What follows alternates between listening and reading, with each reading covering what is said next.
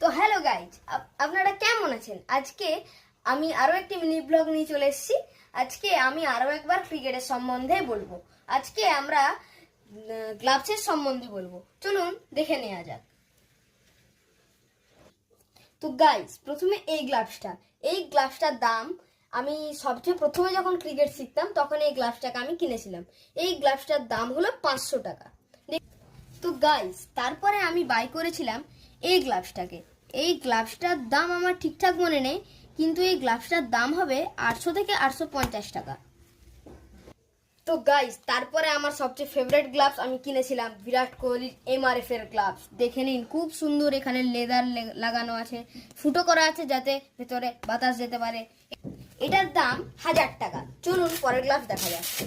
এটা last guys, এইটা আমার আজ পর্যন্ত সবচেয়ে ফেভারিট গ্লাভস। এই গ্লাভসটাকে দেখলে আমার মন জয় হয়ে গেছিল প্রথমেই। এই গ্লাভসটার দাম হচ্ছে 5000 রুপিস।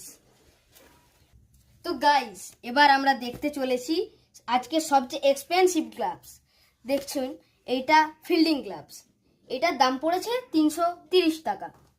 তো গাইস, এরকম আরো ক্রিকেটের ভিডিও দেখতে হলে চ্যানেলটিকে সাবস্ক্রাইব করুন। পরের মিনি ব্লগে আবার দেখা হবে। টাটা।